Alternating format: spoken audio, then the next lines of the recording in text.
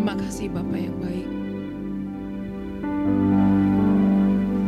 Untuk siang hari ini kami bersyukur. Kami boleh ada, kami boleh sehat, kami boleh bisa berdiri, kami boleh bisa datang ke tempat ini. Kami percaya ini bukan satu kebetulan Tuhan. Siang hari ini kami mau mendengarkan perkataan-Mu, kami mau mendengarkan isi hati-Mu, kami mau mendengarkan firman-Mu. Bapa yang baik, Tuhan Yesus, berbicaralah di tengah-tengah setiap kami. Roh Kudus yang manis yang menjadi sahabat kami, tolong kami untuk bisa menangkap isi hati Tuhan Yesus atas setiap kami. Kami berdoa Tuhan, biarlah kami boleh mempersembahkan telinga kami, mempersembahkan hati kami, pikiran kami yang terbaik, tubuh, jiwa, dan roh kami siang hari ini Tuhan. Kami tidak mau tercuri oleh handphone kami, oleh pekerjaan kami, oleh chat dari teman kami atau apapun itu Tuhan. Kami mau fokus Tuhan, kami mau fokus mendengarkan isi hati-Mu kepada setiap kami. Karena kami tahu Tuhan, ketika kami berjalan di dalam kebenaran firman-Mu, maka kami akan melihat bagaimana tangan-Mu yang kuat yang akan mengerjakannya bagi kami Tuhan. Oleh karenanya kami mau belajar siang hari ini Tuhan, supaya kami menjadi anak-anak muda yang tahu apa yang harus kami lakukan. Kami menjadi anak-anak muda yang tahu bagaimana kami berjalan di dalam firman-Mu. Terima kasih Bapa yang baik, berbicaralah di tengah-tengah kami, pakai hamba sebagai alat-Mu Tuhan, dan biarlah kemuliaan hanya bagi nama Tuhan Yesus, Tuhan dan Raja kami. Terima kasih Bapa yang baik, tanah yang subur ada di dalam kami Tuhan, sehingga benih firman itu Tuhan akan jatuh di dalam hidup kami, bertumbuh dan berbuah, sehingga kami menjadi anak-anak yang menjadi berkat Tuhan. Buah kami boleh disaksikan dan boleh dirasakan bagi dunia ini. Terima kasih Bapa, di dalam nama Tuhan Yesus kami sudah berdoa, kami mengucap syukur. Haleluya, amin. Baik, kita sekarang fokus ya, baik yang melayani di depan maupun yang duduk, kita mau dengar-dengaran isi hati Tuhan terhadap kita. Bu minta maaf suara Ibu parau udah beberapa hari ini ya, tapi gak apa-apa, masih jelas ya? Masih jelas ya? Iya masih jelas, puji Tuhan. Bang boleh dihidupkan lampunya satu baris lagi Bang, supaya wajah-wajah kakak abang boleh kelihatan. Ya. Sebelum kita masuk firman hari ini, Tuhan selalu besertaku. Boleh nggak Bang, apa lirik lagu yang pertama tadi, apa tidak mau kompromi itu? Hah? Apa judulnya? Pilihanku. Boleh nggak Bang? Ditampilkan slide yang pilihanku. Lagu yang pertama. Kalau kita nyanyi ya, tidak hanya mulut kita yang bernyanyi, tapi kita membaca teks demi teks, kata demi kata, kemudian kita menyampaikannya kepada Tuhan dengan nyanyian. Kita bisa tertawa, kita bisa menangis ketika kita sedang bernyanyi. Coba kita baca yuk. 3, 2, ya. Turun ke dunia untuk tebus segala dosa. Kau beri keselamatan, beri kesempatan. Kasih-Mu mengubahkan. Jika ku akui semua dosaku, maka Kau adalah setia dan adil. Lanjut. Kau akan mengampuni dan sucikan dari segala yang jahat. Tak mau ku hidup bagi dunia ini lagi. Tak ingin kompromi. Tak ingin lakukan hal yang dapat dukakan hati-Mu, tak mau. Tak mau ku hidup di luar tutur kata firman-Mu yang telah membebaskanku. Yesus kebenaran-Mu adalah pilihanku. Ya, bagus sekali kan kata-katanya. Kalau kita mengatakan itu dengan hati, kita bisa nangis loh. Tuhan aku gak mau kompromi. Tuhan aku gak mau hidup bagi dunia ini lagi. Tuhan, aku gak mau kompromi, pilihanku adalah firman-Mu. Maka kalau kita mengatakan itu, kita akan tinggalkan handphone kita. Kita akan tinggalkan segala sesuatu ketika ada firman Tuhan yang sedang disampaikan. Karena kita tahu inilah sumber kita, maka kita mau selalu belajar. Ketika ada firman yang kita dengar, kita akan menangkapnya dan mengatakan, aku mau belajar. Apa sih yang mau Tuhan bilang melalui firman-Nya? Maka kita akan fokus. Amin. Amin. Oke, kita masuk pada firman hari ini, Tuhan selalu besertaku. Kejadian 39 ayat 1 sampai 23. Boleh ditampilkan Bang? Kejadian 39 ayat 1 sampai 23. Ini adalah kisah Yusuf ya. Kisah Yusuf, bagaimana kisah awal Yusuf, bukan awal sebenarnya ya. Yusuf ini dijual oleh saudaranya ya. Kalau kita mengingat kembali cerita Yusuf, dia dijual oleh saudaranya, kemudian dia diambil menjadi budak ya, menjadi budak. Yuk kita baca Yusuf di rumah Potifar ya. Yang membeli dia itu adalah seorang bernama Potifar.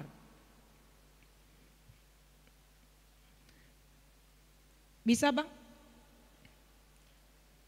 Oke, kita bangkit berdiri, silakan kita bangkit berdiri supaya kita fokus mendengarkan dan membaca firman. Ingat ketika kita membacanya jangan hanya dengan suara tapi dengan hati. Ya, dibaca lalu diresapi setiap kata demi kata yang ada di dalam firman Tuhan. Ayat ganjil itu yang perempuan, nanti yang genap laki-laki ya. Ayat ganjil yang perempuan, dari perempuan dulu. Yusuf di rumah Potifar. 3, 2, ya perempuan. Adapun Yusuf telah dibawa ke Mesir dan Potifar seorang Mesir, pegawai istana Firaun, kepala pengawal raja, membeli dia dari tangan orang Ismail yang telah membawa dia ke situ.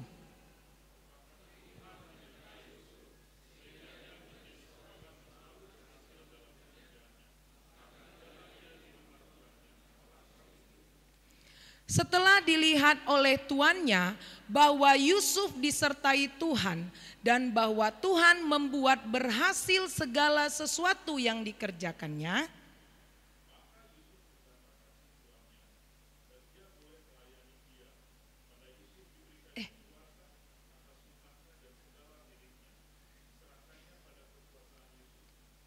lambat ya, jadi nggak kebaca ya. Oke, lanjut. Selanjutnya Bang. 3, 2 ya. Sejak ia memberikan kuasa alam dan rumahnya dan atas segala miliknya kepada Yusuf, Tuhan memberkati rumah orang Mesir itu karena Yusuf, sehingga berkat Tuhan ada atas segala miliknya, baik yang di rumah maupun yang di ladang. Next.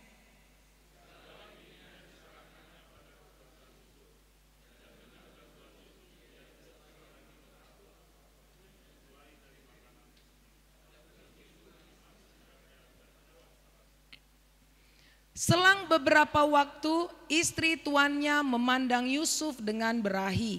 Lalu katanya, marilah tidur dengan aku.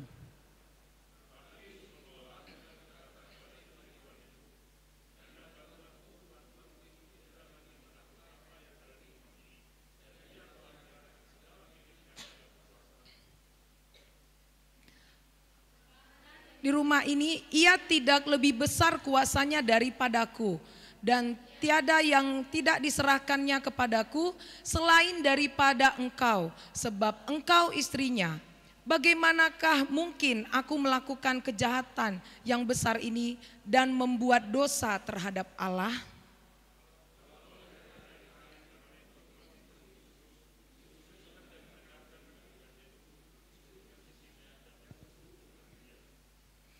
Pada suatu hari masuklah Yusuf ke dalam rumah untuk melakukan pekerjaannya.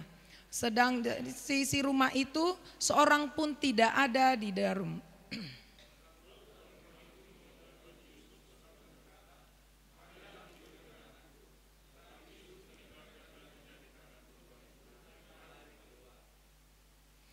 Ketika dilihat perempuan itu bahwa Yusuf meninggalkan bajunya dalam tangannya dan telah lari keluar,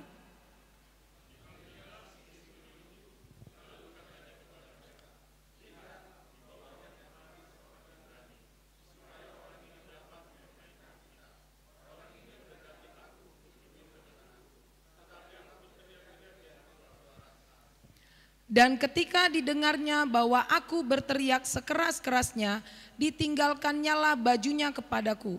Lalu ia lari keluar.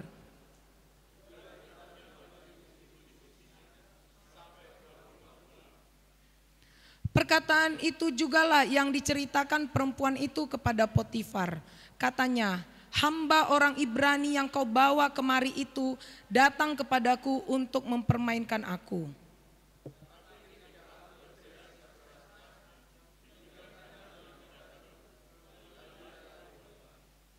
Baru saja didengar oleh tuannya perkataan yang diceritakan istrinya kepadanya, begitulah aku dipermalukan oleh hambamu itu, maka bangkitlah amarahnya.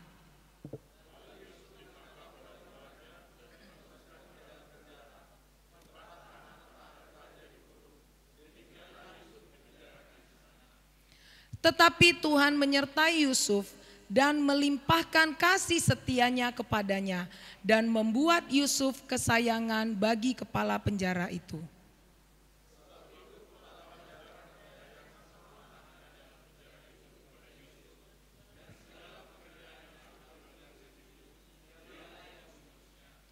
Dan kepala penjara tidak mencampuri segala yang dipercayakannya kepada Yusuf, karena Tuhan menyertai dia dan apa yang dikerjakannya dibuat Tuhan berhasil. Haleluya, puji Tuhan. Silakan duduk. Ini kisah yang luar biasa. Buka slide-nya Bang. Ini kisah yang luar biasa. Waktu ibu saat teduh membaca kisah Yusuf, ya, ibu nangis, ibu bilang, Tuhan, mampukah aku seperti Yusuf? Mampukah aku seperti Yusuf yang mengalami sebenarnya banyak tekanan tapi tetap berdiri tegak? Ya, dia menjadi hamba, dia dijual oleh saudaranya sendiri. Itu tidak mudah. Benar nggak? Kita diomongin sama saudara kita sendiri aja rasanya sakit. Kalau diomongin sama orang lain mungkin kita bisa hanya marah. Tapi kalau orang yang dekat dengan kita membicarakan kita, bahkan menjual kita, itu tidak hal yang mudah. Sampai akhirnya Potifar membeli Yusuf dan menjadikannya hamba di dalam rumahnya, ya. Kita lihat satu persatu. Di ayat 2 dikatakan, tetapi Tuhan menyertai Yusuf sehingga ia menjadi seorang yang selalu berhasil dalam pekerjaannya. Maka tinggallah ia di rumah tuan orang Mesir itu. Ya, di ayat 2 dikatakan Tuhan menyertai Yusuf. Ketika Yusuf dijual oleh saudaranya, kemudian Yusuf masuk ke dalam rumah seorang Potifar, Tuhan menyertai dia.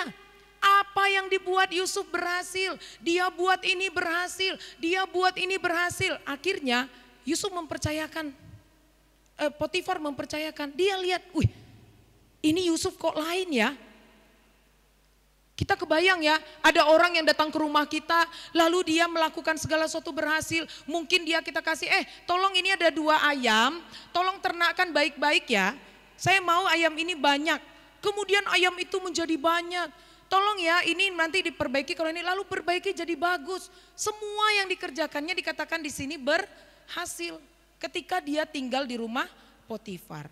Ayat 3 dikatakan, setelah dilihat oleh Potifar bahwa Yusuf disertai Tuhan dan bahwa Tuhan membuat berhasil segala sesuatu yang dikerjakannya. Ayat 2 dan 3, ada poin penting yang mau kita ambil di sini. Ayat 2 poin pentingnya apa? Penyertaan Tuhanlah yang membuat kita berhasil. Ya, penyertaan Tuhan itu yang membuat Yusuf berhasil.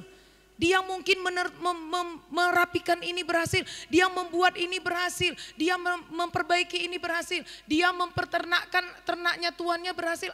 Apa saja yang dikerjakan Yusuf berhasil. Kalau bukan karena Tuhan, tidak mungkin semua yang dikerjakannya menjadi berhasil. Tidak mungkin. Ya, tidak semudah itu. Beternak ayam ada virus, ada bibit penyakit. Mungkin 2 bisa mati, betul nggak? Dimakan ular, dikasih tuannya 2, dua-duanya dimakan ular, gagal, boro-boro beranak, yang 2 ayamnya hilang. Bisa nggak itu terjadi? Bisa. Tetapi Yusuf dikatakan di dalam kisah ini dia berhasil. Apa yang membuat dia berhasil? Nomor 1, penyertaan Tuhanlah yang membuat dia berhasil. Di ayat 3 dikatakan setelah dilihat oleh tuannya bahwa Yusuf disertai. Hei, ayat ini mengatakan penyertaan Tuhan yang ada di dalam hidup kita harus bisa dilihat oleh orang. Kamu gak bisa bilang saya anak Tuhan, tetapi sikap kamu, perilaku kamu, apa yang kita lakukan menjadi sandungan bagi orang lain. Gak bisa. Orang harus melihat. Di ayat 3 dikatakan setelah dilihat oleh tuannya. Tuannya bisa melihat Yusuf kok baik. Yusuf kok orangnya rapi, Yusuf kok orangnya telaten, Yusuf kok orangnya terstruktur, Yusuf kok orangnya bisa merapikan semua, Yusuf kok apa saja yang kusuruh kok jadi semua. Dilihat oleh tuannya. Poin kedua, kita sebagai anak-anak Tuhan, harus ada yang orang lihat dari kita bahwa ada Allah di dalam kita. Harus ada yang orang baca di dalam hidup kita bahwa Tuhan ada dengan kita. Jangan sampai orang bilang, namanya aja tuh anak Tuhan. Tapi aku lihat dia mencontek. Namanya aja itu anak Tuhan, tapi aku dengar dia bicara kotor. Jangan. Yusuf adalah seorang yang sangat memiliki karakter yang sangat baik. Sehingga apa yang dikerjakannya orang merasakan. Tuan di mana tempat dia bekerja melihat dan merasakan, aduh Yusuf kau hebat. Aduh Yusuf benarlah Tuhanmu itu hebat. Aduh Yusuf benarlah kau adalah orang yang disertai Tuhan. Buktinya kau baik. Buktinya kau melakukan semuanya dengan benar. Tuannya melihat. Poin kedua, penekanannya. Kita harus memastikan bahwa penyertaan yang Tuhan berikan di dalam kita. Kita harus memastikan bahwa ketika kita katakan Tuhan Yesus ada di dalam hatiku, orang lain bisa lihat itu. Supaya apa? Nyatalah bahwa Tuhan menyertai kita. Ayat keempat, kita lihat ayat keempat sama-sama. Maka Yusuf mendapat kasih tuannya. Ia boleh melayani dia. Kepada Yusuf diberikan kuasa atas rumahnya, segala miliknya diserahkan kepada kekuasaan Yusuf. Sejak ia memberikan kuasa di dalam rumahnya atas segala miliknya kepada Yusuf, Tuhan memberkati rumah orang itu karena Yusuf, sehingga berkat Tuhan ada atas miliknya baik di rumah maupun di ladang. Coba kita lihat ayat keempat dan 5. Ya. Ketika si Potifar melihat, Yusuf kau di rumahku baik, semua pekerjaan beres, semua yang kau lakukan beres, semua yang kau kerjakan berhasil. Apa yang dilakukan Potifar? Dia ambil kunci rumahnya, kau yang berkuasa atas rumah ini. Kau kerjakan saja, aku percaya padamu Yusuf. Apapun yang mau kau lakukan di rumah ini silakan. Bayangin. Seorang pemilik rumah memberikan kuasa sepenuhnya kepada seorang hamba. Mungkin hambanya lihat, oh ini kursi kurang bagus posisinya, aku pindahkan ke sini. Tuannya gak marah karena dia diberi kuasa. Mungkin hari ini dia bilang, oh hari ini akan aku potong lembu. Tuannya gak akan marah karena dia diberi kuasa. Oh hari ini aku pengen membuat ini segala sesuatu, aku mau mengganti posisi ini, aku mau mengubah bentuk ini. Tuannya gak marah. Karena di ayat ini dikatakan ia melayani dia kepada Yusuf, diberikan kuasa atas rumahnya dan segala miliknya diberikan atas kepada Yusuf. Kenapa bisa begitu? Karena Yusuf menunjukkan sesuatu sikap yang baik. Karena Yusuf bisa dipercaya. Karena tuannya merasakan dan melihat Yusuf memang orang benar-benar yang disertai oleh Tuhan. Ketika tuannya merasakan benar Yusuf ini disertai Tuhan, semua dia kasih. Nih rumah ini kau yang pakai, rumah ini kau yang atur, rumah ini semua di dalam kuasamu. Kecuali hanya satu dia bilang, istrinya. Hanya istrinya yang masih di dalam kuasa Potifar. Yang lainnya diberikan kuasa. Ya. Poin ketiga yang mau kita dapatkan dari ayat keempat. Ketika Tuhan menyertai, maka kita pun akan mendapatkan otoritas atau kuasa dari manusia. Siapa di antara kita yang sedang bekerja? Kalau kamu menjadi karyawan, bos kamu boleh melihat bagaimana kamu menjadi orang yang punya integritas. Bos kamu boleh melihat kamu orang yang disertai oleh Tuhan. Percayalah, apa aja yang mau kamu buat, Bos kamu akan bilang, silakan buat.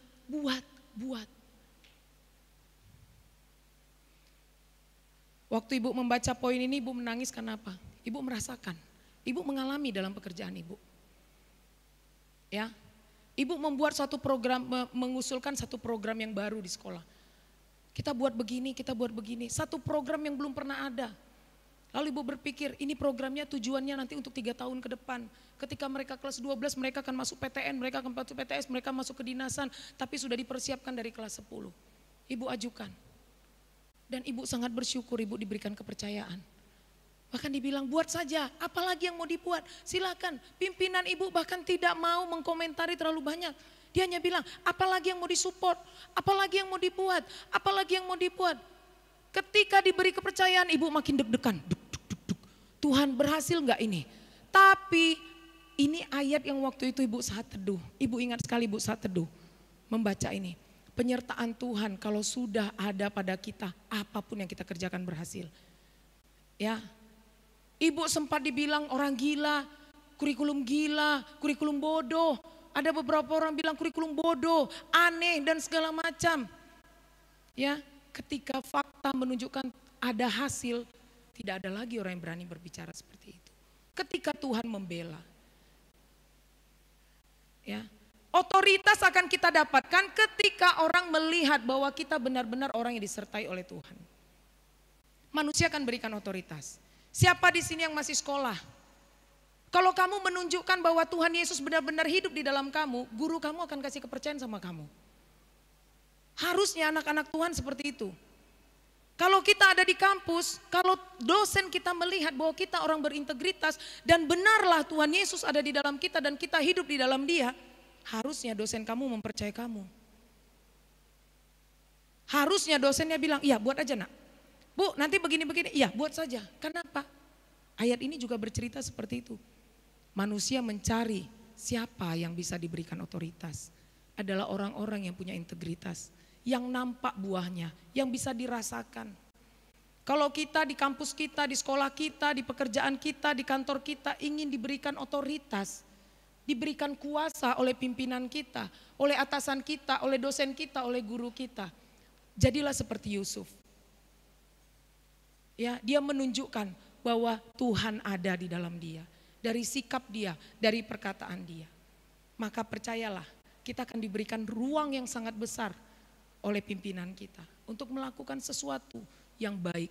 Karena apa? Karena manusia atau pimpinan kita, dosen kita, guru kita akan melihat anak ini tidak mungkin tujuannya jelek. Ketika saya bekerja, saya membuat ini, pimpinan saya akan bilang gak mungkin si Dewi ini tujuannya menghancurkan sekolah. Pasti dia punya tujuan yang baik. Bahkan ketika itu pun mengalami satu kendala, pimpinan akan datang, apa yang bisa saya bantu supaya ini berhasil. Yusuf membuktikan bahwa dia juga mendapat otoritas dari tuannya. Semua seisi rumahnya diserahkan oleh tuannya kepada Yusuf. Ya, ayat 5. Sejak ia memberikan kuasa dalam rumah, ini ya, ia ini maksudnya si Potifar. Sejak Potifar memberikan kuasa pada dalam rumahnya atas dan segala miliknya kepada Yusuf, Tuhan memberkati rumah dia karena Yusuf. Sehingga berkat Tuhan ada atas miliknya dan rumahnya dan maupun ladangnya. Dia tinggal di rumah tuannya. Tuhan memberkati rumah itu bukan karena Potifarnya dikatakan di sini, tapi karena siapa? Karena Yusuf. Tuhan lihat, Yusuf kau ada di rumah orang itu ya. Oke, rumah itu aku berkati. Ladangnya mungkin jadi bertambah-tambah. Dia menanam ini jadi banyak, dia peternak ini jadi besar. Maka si Potifar memiliki kekayaan yang bertambah-tambah. Karena Tuhan memberkati, ladangnya diberkati. Kalau ladang diberkati pasti pelipat kali gandaan, benar gak? Rumahnya diberkati, ada sukacita, ada kesehatan, ada damai sejahtera. Bukan karena Potifar dikatakan di sini, tapi karena Yusuf. Ya, karena Yusuf. Tuhan memberkati. Poin ini mengatakan apa? Yuk. Percaya atau tidak percaya ya. Kalau orang yang disertai Tuhan, ketika kita ada di satu tempat atau kita memberkati satu tempat, tempat itu akan menjadi berkat. Tuhan bisa ubahkan. Ibu punya satu pengalaman, ada warung baru buka dekat rumah. Baru buka. Lalu waktu ibu belanja pertama, ibu tidak pernah namanya beli santan. Biasanya ibu beli kelapa parut lalu ibu peras di rumah. Gak percaya dengan santan yang sudah digiling itu. Lalu ibunya bilang, "Dek, belilah santannya, janganlah beli kelapa parut." "Kurang percaya, Bu, punya ibu ini beda loh. Cobalah kamu beli, Dek." Akhirnya ibu mencoba membeli. Waktu ibu membeli, ibu bilang, "Bu, baru buka ya?" "Iya." "Aku doain lancar ya, Bu, usahanya, warungnya makin maju." "Oh iya, Dek, ya amin," katanya gitu. Besoknya ibu belanja lagi di situ, ibu bilang, "Tuhan berkati warung ini." Besoknya ibu belanja ke situ, diberkatilah warung ini.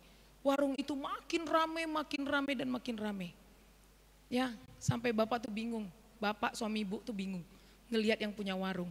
Kalau ibu datang, dia akan bilang, "Halo cinta, cintaku, mau cari apa, Dek? Mau cari apa, Dek? Cintaku." Suatu hari dia lagi masak rendang. Lalu ibu bilang, "Bu, masak rendang ya?" "Iya, orang Minang ya." "Masak rendang ya?" "Iya." "Kamu mau?" Dia ambil satu piring, dia kasih ke ibu. Padahal yang dia masak cuma sedikit. Suatu hari lagi ibu datang ke sana, orang lagi rame, dia ambil tahu dekat samping ibu, lalu dia cium pipi ibu pakai bibirnya di depan semua orang. "Aduh adekku," dia cium. Ibu juga, Tuhan, dicium gitu macam mama aku aja gitu kan. Dan orang-orang bingung, ibu juga bingung, dicium pakai bibir, bukan pakai pipi. Lalu ibu bilang, apa yang kulakukan? Aku gak ngelakukan apa-apa, aku hanya berdoa. Terus dia bilang, alhamdulillah loh Dek, warung ibu ini makin rame sekarang. Ibu bilang, puji Tuhan ya Bu ya, semakin laris lagi. Sampai sekarang kemarin KTP dan barang-barang ibu jatuh di warung dia. Dia datang ke rumah mencari rumah ibu. Karena kebetulan dompet ibu longgar. Jadi pas dibuka ngambil uang, ibu gak tahu KTP segala macam, kartu-kartu tumpah di tempat jualannya. Dan ibu gak sadar, dia sampai ke rumah mengantarkannya. Ya, ibu merasakan bahwa ketika kita memberkati, kita diberkati oleh Tuhan, kemanapun kita pergi, tempat itu akan diberkati Tuhan. Ya, jadi gak usah pusing, aku harus di Universitas Indonesia. Kamu di UNRI, kalau kamu orang yang disertai Tuhan, UNRI akan diberkati oleh Tuhan supaya kamu jadi nyaman di dalam itu. Aku pengen di perusahaan A, tapi Tuhan tempatkan kamu di perusahaan B. Perusahaan B itu akan Tuhan kendalikan dan Tuhan atur menjadi berkat. Tempat itu akan diberkati. Kemanapun kita pergi, Tuhan berkati. Pergi ke sini, Tuhan berkati. Pergi ke sana, Tuhan berkati. Sehingga anak-anak Tuhan akan ringan melangkah. Tuhan, aku mau ke sekolah A, lalu Tuhan antarkan ke sekolah B. Gak apa-apa Tuhan, aman. Karena tempat ini akan jadi berkat juga. Kan kau janji. Anak yang diberkati, tempat di mana dia ada juga akan diberkati. Itu buktinya. Ayat 5 dikatakan, yang diberkati adalah Yusuf, tapi rumah Potifar jadi diberkati.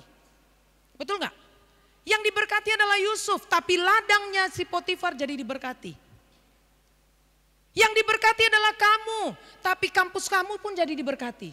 Yang diberkati adalah kamu oleh Tuhan, tapi perusahaan tempat kamu bekerja pun jadi diberkati. Yang diberkati Tuhan adalah kamu, tetapi sekolah kamu juga diberkati. Yang diberkati adalah Tuhan kamu, tapi rumah tempat kamu tinggal pun jadi diberkati. Amin. Kita mau seperti Yusuf. Ya. Next. Cerita ayat 5 sampai 20 itu ayat pilu ya. Kisah sedih, ngeri sebenarnya kalau dipikir-pikir. Ya, coba kita lihat Potifar ditipu, digoda sama istrinya. Ayolah tidur sama aku. Oh tidak. Suamimu udah baik banget sama aku. Dia sudah menyerahkan ini, bahkan lebih berkuasa aku daripada suamimu. Ya kan? Ada di ayat itu dikatakan, bahkan aku lebih berkuasa untuk rumah ini daripada suamimu. Kecuali kau, aku gak bisa. Tapi dia ditipu dan akhirnya dia masuk ke dalam penjara. Poin ini mengatakan bahwa penderitaan juga bisa terjadi pada anak-anak Tuhan. Jadi kalian jangan bilang, aku orang disertai Tuhan kok aku dapat masalah. Oh, Karena disitulah Tuhan akan menunjukkan siapa dia. Dan di situ juga lah kita harus menunjukkan siapa kita. Ketika kita masuk ke dalam permasalahan, kita harus menunjukkan kepada Tuhan siapa kita dengan sikap kita ketika kita menghadapi masalah itu. Ketika kita masuk ke dalam masalah, Tuhan akan menunjukkan siapa dia yang akan membawa kamu keluar dari masalah itu. Makanya masalah tetap ada. Bukan untuk menjatuhkan, tapi untuk memperlihatkan bahwa Tuhan tetap nyata. Ayat 21, tetapi Tuhan menyertai Yusuf dan melimpahkan kasih setianya kepadanya. Dan membuat Yusuf kesayangan bagi kepala penjara. Hei, balik lagi. Yusuf ditendang ke dalam penjara, masuk ke dalam penjara. Hei, hebat loh Yusuf kalau mau dilihat dari kisah ini. Dia bisa saja merajuk sama Tuhan, aku gak dosa apa-apa kok, istrinya gak aku apa-apain kok, aku nolak kok.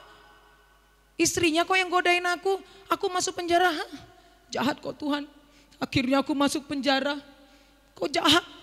Aku melakukan kebenaran, aku gak ngapa-ngapain istrinya, aku baik-baik aja di rumahnya, aku masuk penjara. Merajuk di penjara, gak akan jadi rencana Tuhan atas dia menjadi orang nomor 2 di Mesir, betul gak? Tapi lihat apa yang dilakukan oleh Yusuf ketika dia masuk penjara.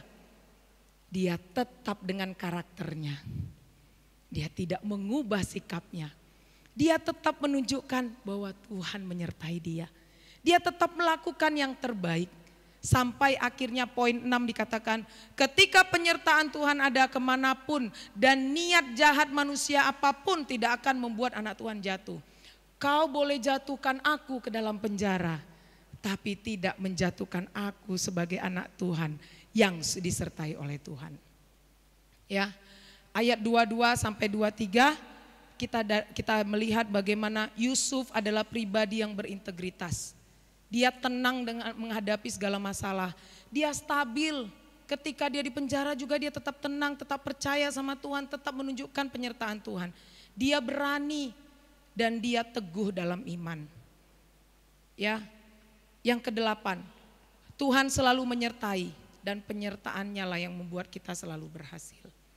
Jadilah pribadi yang kuat di dalam Tuhan. Ya, penyertaan Tuhan akan selalu ada. Ketika penyertaan Tuhan ada pada kita, maka penyertaan Tuhan itulah yang akan membuat kita menjadi berhasil. Sedikit kita baca yang ayat 23 sama-sama, ayat 23, 3, 2, ya. Kurang kuat, yuk. 2, 3, ya.